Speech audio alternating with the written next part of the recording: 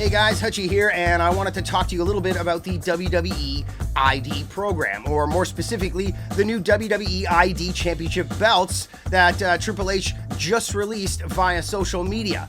Now, the WWE ID program just came in October last year, October 2024, and this is going to try and provide a path to WWE for young independent wrestlers. Going to keep a watch on them, maybe, make sure they don't hurt themselves, try and give them some advice. WWE has their new Legends and Future Greats show that has just come out, and I think this is kind of like that. They're keeping a watch on people that are interested.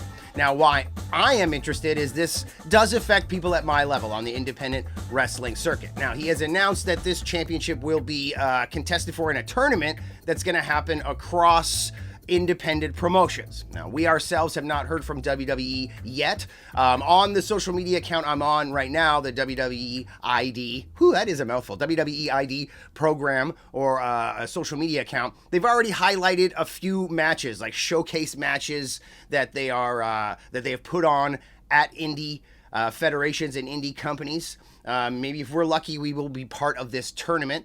Jack Cartwheel, I think Jack Summit now, Marcus Mathers, these are people we've worked with. Cartwheel's our former champion and has just been folded into the ID program. And this is where it becomes interesting for people like myself and for Demand Lucha and independent promotions. But let's quickly check out Triple H here on the social media. And I quote, "The top wrestling prospects have been ID'd. And now we're ready to spotlight the best of the best. Here is your first look at the men and women's WWE ID Championships."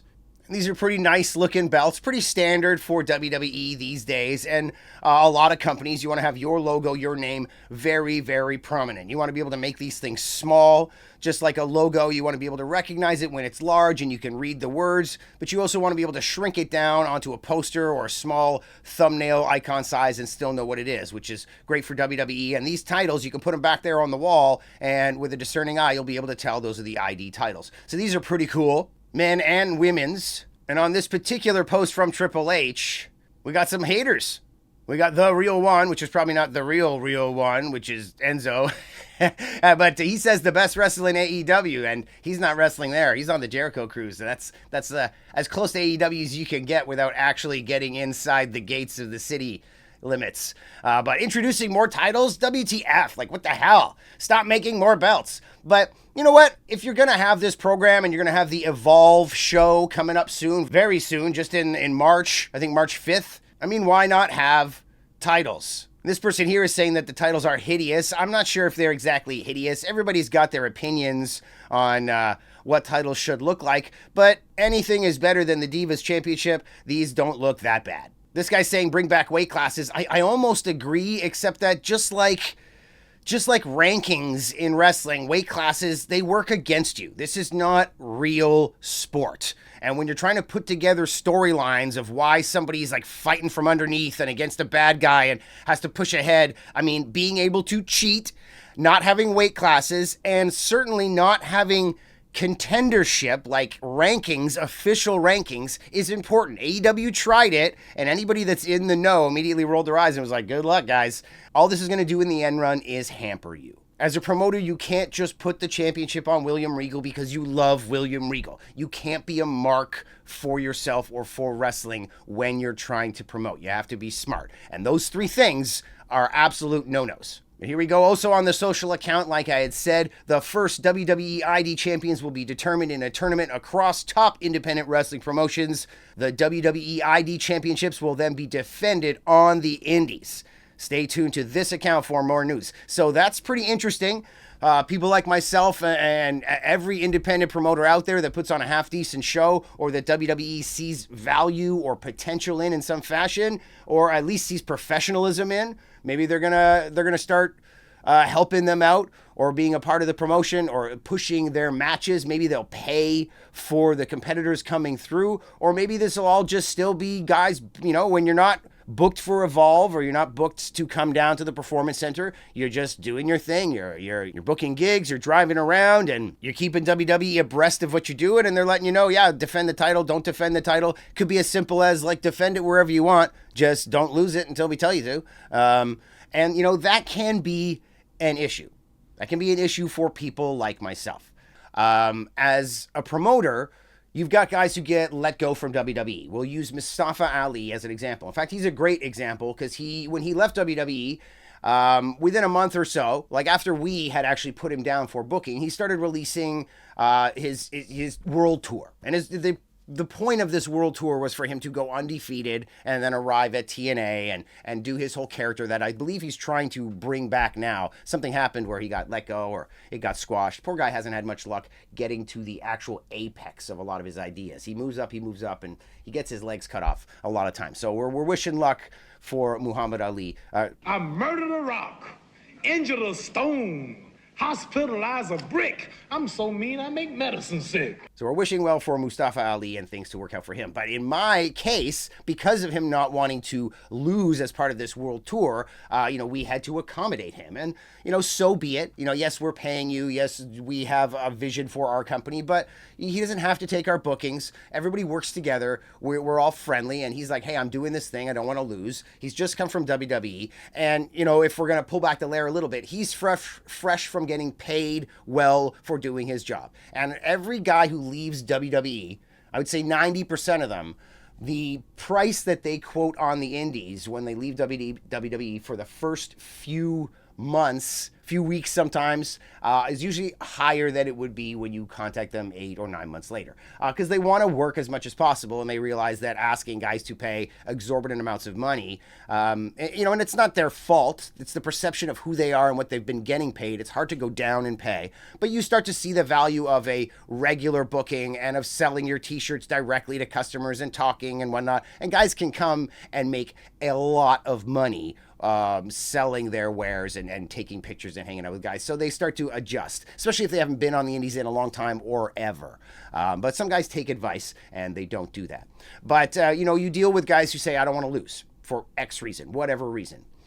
Now you might have WWE saying, your guys can't lose. Hey, our prospect guys, they can't lose. They certainly can't lose clean. Our heels. What if you got a kid who's pushing himself as a heel? These young kids, it's hard to push them as a heel because they're so young and fresh-faced and baby-faced. They're all like, unless they're a total dickhead, you become a dickhead as you get older for certain reasons, right? But this can be a problem, perhaps, for people at our level. I would hate a video like this to color WWE's perception of a company at our level, like this guy's got an opinion and an attitude. Some people don't like strong opinions. My opinions aren't strong. I'm willing to listen to anybody else's viewpoint and change my opinions if you make a good case for yourself. Because, everybody has a viewpoint for a reason. I don't like to walk around this world thinking everybody's a complete moron. Hey, that guy's a moron, so screw his opinion. That's not how I work. With that being said, my opinion is this could, in some ways, hamper us. If WWE is going to assist in any fashion monetarily, like pay for transportation or booking fees for kids, like, hey, for example, Marcus Mathers is under the ID program, we're paying for these bookings, or all of his indie bookings, or any booking where he's defending our championship. Maybe it's just the champion. Or maybe they want to, Triple H is very savvy, and the way he works idea-wise is very different than Vince McMahon. He might look to build a small storyline on the indies, or have a certain guy not lose for a period of time, or even lose every single match for a while and then have to fight back on the Evolve show. Who knows? All kinds of cool things could happen. But as far as this ID account that I'm on, seems like all they've really got here posted, they're telling you exactly what is a WWE official ID match. It's a match between ID prospects that is promoted on this X account specifically, the WWE ID account. Matches will occur on various independent promotions. Results of these matches live in the WWE ID universe, I guess, will be posted here. Wins can advance your career. Wins can lead to opportunities on WWE Evolve. Anything can happen around the ID official matches. So that's almost what I was talking about. See, you could follow the story of Mathers versus Holloway as their feud builds. I wonder if it's building on the indies. That's interesting. We'll put this on another tab here quick, but let's go back, see if there's any information here about The Evolve show. Yeah, there we go. March 5th. I was correct about that. So that's great. It's going to be on Tubi and on YouTube, so we can check it out here. Maybe we can do watch-alongs. Since it's already on YouTube, it might not get flagged as copyright infringement, especially if you're doing a commentary watch-along. I mean, technically, as part of the user agreement you click, everything is kind of public. It's owned by YouTube to a degree. But WWE is a powerful company as part of, not Anthem, that's the TNA, as part of TKO and Endeavor. So they have a lot of power. I put out footage of High 8 videotapes of Edge, Christian, Rhino, guys like that, and WWE's flagged it and said they own it. And I'm like, this is like private tapes of ours from when we toured with them. And they're like, nah, we own that shit. And like, you can't do nothing. YouTube's not gonna listen to you. They're like, well, WWE says it's theirs, and we're not effing with WWE. Sorry, pal. They say it's theirs. You say it's yours. Who do you think we're listening to? But they said they would be highlighting things on the account, and here you go. Results just in. Ice Williams and Sam Holloway defeated Jack Cartwheel and Timothy Thatcher at SPW Sacramento yesterday. And see, they're letting people connect to accounts. This is great. You get to follow all of these wrestling accounts of small independent promotions out there that are struggling doing their thing, and WWE helping promote them. This is amazing. Down here, you got Brad Baylor. Smoke Show Ricky defeated Cold Brew Jones and Sean Legacy. This is obviously it's a Sean Legacy, Cold Brew Jones, Cappuccino Jones, and this was at Memphis Wrestling. Here, move. Memphis Wrestling. There you go. Memphis Wrestling is back. I wonder, hosted by Dustin Starr. I wonder if any of the originals are involved in this, like Danny Davis. Aaron Roberts made his presence felt. So this is kind of interesting. Gonna have to check the emails every day and see if WWE is reaching out to guys like us up here in Canada. More Memphis Wrestling, or this is just an announcement here. I know it's difficult running a promotion in Canada. In the United States, in Great Britain, everything's very close together. You can just cross state borders, and in the UK, everything's very close together. You can fit the UK right inside, all of the UK inside Ontario, where I am here in Canada. So bringing guys over the border, getting them legally in the country, paying for flights, exchange rate, booking in Canada is difficult. And then, like I said, you have guys who might have their own motives or designs on how they want their career to go. They're not just some young guy that's going to do what you tell them to do. They're a Mustafa Ali type. They're a Baron Corbin type. They're a Donovan Dijak type. They've been released. They know what they want to do as they pitch themselves to other companies like Maple Leaf Wrestling here in Canada with Scott D'Amour, or perhaps TNA. But even though it is one of the most difficult markets to book in and get a lot of great talent on a show, you can bring in some big stars, some great indie talents, but it's really hard to stack an entire show affordably budget-wise with the restrictions here in Canada to a degree. But we do our best, and we certainly bring out the best in wrestlers because a lot of the best in the world come from Canada. So we do indeed love our wrestling. But I don't know if everybody loves this ID program. I think I got, is this Alvarez here? Alvarez talking about the ID program. I'm going to throw on some headphones here, and we'll see what Mr. Alvarez has to say and whether or not people should freak out about the WWE ID program. Despite yesterday and like all day yesterday and today on social media, this evil company, well, I don't know, man. I think it's a positive thing. Well, yeah, there could be potential negatives that come out of it that affect certain wrestlers or certain independent promotions, but we don't know that yet. Got to see this whole thing kind of get into gear first and find out, okay, how is this going to work? But if you have always been a WWE fan and your whole goal is to get to WWE, and there are people that are like that, obviously, this just provides them extra opportunities. It can provide them, again, everything they need to get on that track to go. And again, like we mentioned yesterday, it's not like AEW cannot do this or that they should not be doing this. They should be doing it as well. Look at Dustin Rhodes' school in Texas. That would be a great one. So it seems that Alvarez and the guys at Figure 4, they're on board with this for now, and they're absolutely right.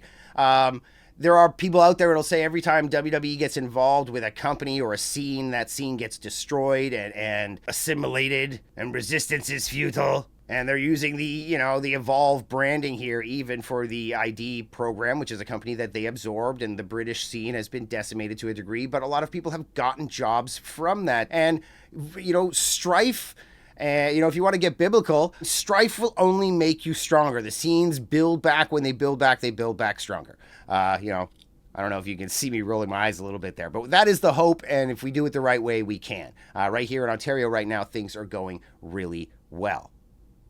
But I agree with these guys. AEW could be doing an NWA thing. In fact, NWA could probably be doing a better job at the NWA thing, but they could be working with independent promotions to a degree, having their guys go out, win titles, bring those titles onto the show, walk around with them. One great thing I love about Wrestle Kingdom every year is that it's like the WrestleMania for New Japan, yet they let any wrestler that's working on the card that has a championship at another promotion, they let them bring that title out for Wrestle Kingdom. At the very least, sometimes they let them bring it out all the time, but it always comes out at Wrestle Kingdom, even the smallest of promotions. Like Defy Wrestling and Rev Pro were on a lot of shows, but the Polynesian title that Jeff Cobb had this year and a few other things, the Australian titles that Robbie Eagles brings out, the New Japan is great about that, especially at Wrestle Kingdom, and AEW could probably be doing more of that. There's a very rich scene of independent wrestling all over the world. But let's keep going here. There are plenty of others that they can also link with to do something like this. Well, hey, listen, AEW can do this too. Hey, I'll talk about something after the break for those of you that think this is like some horrible thing for wrestlers. Back in a moment, Observer Live. It is incredible. I can't even mention this without people losing their minds. So if you're a WWE ID guy, you can't go to AEW? Guys, if you sign an agreement to be a WWE ID guy, it's because you want to go to WWE. It's because you chose to go to WWE. Nick Wayne did the exact same thing for AEW. He's absolutely right. AEW is signing people at that level. And at the very least was bringing them into ROH for a while, then deciding whether they wanted them around or not. Jack Cartwheel and Gringo Loco are great examples of people that were on ROH for a long time and then got told, hey, sorry, we don't want you around no more. Maybe it was they didn't like their performances, but I highly doubt that. Probably things are changing internally for Tony Khan. Same reason why he has finally let go Ray Phoenix and Miro and Malachi Black and things like that. It's, he's probably taking a look at himself in the mirror and at his company in the mirror and changes some things. But in general, AEW is already signing people at that level. So I guess Alvarez is right. If you sign with the ID program, it's because that's where you want to go. Or perhaps they're being a little more official about it, instead of just being offered an AEW contract, which is few and far between. Obviously, the ID program is far more robust and more people are getting contracts. And kids at that level, they don't need a lot of money to be like, yeah, man, I'm in. Like some guaranteed money, let's do this. So let's see what Alvarez is saying here still. He signed a deal when he was 16 that said he would go to AEW when he was 18. Or to AEW. So if WWE called him when he was 17, he couldn't go. Was everybody up in arms about that? I don't remember that. Apparently not, because it was AEW. But if WWE had done that, if WWE had signed an agreement with Nick Wayne that you're going to go to WWE when you're 18, people would have absolutely freaked. What if he wants to go to AEW? That's exactly what AEW did with Nick. And that's all right. Well, I don't know. I don't know if I have an opinion on AEW signing Nick Wayne early. I think it has more to do with the Seattle connection, the Washington connection of Swerve Strickland and Daniel Bryan and stuff like that, and his family. So it's probably, they were watching him and talking to him for a while, and they signed him because of that. I don't think they're going to be going out there right now trying to get guys on the indies and sign them to year or 2 year before they turn 18-year-old contracts, things like that. That was a weird way of wording that. But hey, I had something else here to check out. Let's see what it is. So here's Triple H explaining the entire program here itself. So I haven't seen this. Let's listen. I want to ask you about the WWE ID program. What opportunities and resources will the program offer independent wrestlers to prepare them for a potential WWE career? So, thank you. WWE ID is so there's a lot made about our NIL programs, our college athlete recruiting, and where we do that, right? But there's also a group of men and women that are out there that, for whatever reason, found their way to professional wrestling, whether that was after college, before college, whatever that is, right? They went a different route than college athletes did. We don't want to negate any of them. So, right, so we're keeping our eye on all of them. But the independent scene is very difficult. That's a long, hard road, and we're trying to make that easier. So we're trying to pay attention to the people that are at the top of those lists of the people that have the most potential within that grouping. We're going to support them in their careers financially. We're going to support them in their careers from an education standpoint. So as they're going through their journey, as long as they're continuing to progress, we stay with them. They send us their matches. We're helping to guide them what they're doing right, what they're doing wrong, how they can progress, how we can make them pros.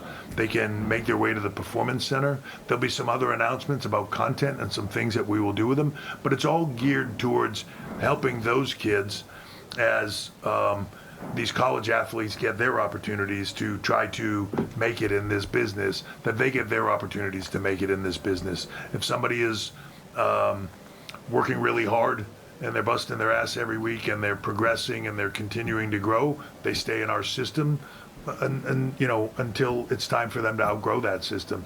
And if they're not, we'll make moves and we'll change some people around, and we'll get to the people that we feel like that long-term investment can pay off, not just for us, but for the industry itself, right? Wow. So there you go. A lot of the things that I was hoping were going to be true seem to be true. They're going to provide these kids with education, support in every fashion. So that's absolutely fabulous. Speaking of support in every fashion, guys, if you want to help support the channel, please subscribe, comment, anything you can. We're starting off here, as you can see, and we're going to come to you with some more opinions about stuff in the future. And don't forget to follow Demand Lucha as well. Thanks a lot, guys.